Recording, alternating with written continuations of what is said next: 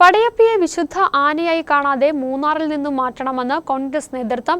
പടയപ്പയ്ക്കൊപ്പം ചിന്നക്കനാലിൽ ആക്രമണം നടത്തുന്ന മുറിവാലൻ, ചക്കക്കൊമ്പൻ, മൂന്നാറിൽ ആക്രമണം നടത്തിയ ആന എന്നിവയെയും ആന പരിപാലന കേന്ദ്രത്തിലേക്ക് മാറ്റണം.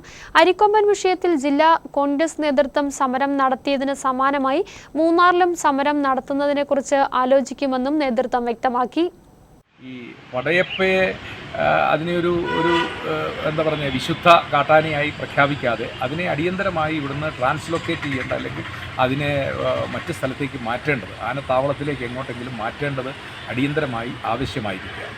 അതോടൊപ്പം തന്നെ അക്രമകാരികളായ ആനകളെ അരിക്കൊമ്പനെ മാറ്റിയതുപോലെ ചിന്നക്കനാലിൽ ഇപ്പോൾ അവശേഷിക്കുന്ന ചക്കക്കൊമ്പനും മൂന്നാറിൽ ഈ ആളുകളെ കൊന്ന് അക്രമം നടത്തുന്ന ഈ കൊമ്പന്മാരെയും ഏറ്റവും അടിയന്തരമായി ഇതിനെ പിടിച്ച് ഏതെങ്കിലും ആന വളർത്തൽ കേന്ദ്രത്തിലേക്ക്, അത് കോടനാടോ കോന്നിയോ, ഇവിടെ പറ്റിയില്ല എങ്കിൽ മറ്റേതെങ്കിലും സ്ഥലത്തേക്ക് അവനെ മാറ്റേണ്ടത്, അടിയന്തരമായി മാറ്റേണ്ടത്. അത് ഈ നാട്ടിലെ ജനങ്ങളുടെ ജീവനും സ്വത്തിനും സംരക്ഷണം കൊടുക്കേണ്ട ഗവൺമെൻറ്റിൻ്റെ അടിയന്തരമായ ഒരു കർത്തവ്യമാണ്. ബഹുമാന്യായ ഡീൻ കുര്യാക്കോസ് MP മൂന്നാറിൽ ഗവൺമെൻറ്റിൻ്റെ നിഷ്ക്രിയത്തിനെതിരെ അദ്ദേഹത്തിൻ്റെ നിരാഹാര സമരം തുടരുകയാണ്. ഒരുപക്ഷെ പൂപ്പാറയിൽ ജില്ലാ കോൺഗ്രസ് കമ്മിറ്റി സമരം ഏറ്റെടുത്തതുപോലെ KPCCയോ ജില്ലാ കോൺഗ്രസ് കമ്മിറ്റിയുടെ നേതൃത്വമോ ഈ സമരം ഏറ്റെടുക്കുന്നതിനെക്കുറിച്ച് കൂടി ഞങ്ങൾ ആലോചിക്കുകയാണ്. കാരണം ഗവൺമെൻറ്റിൻ്റെ നിഷ്ക്രിയത്വമാണ്.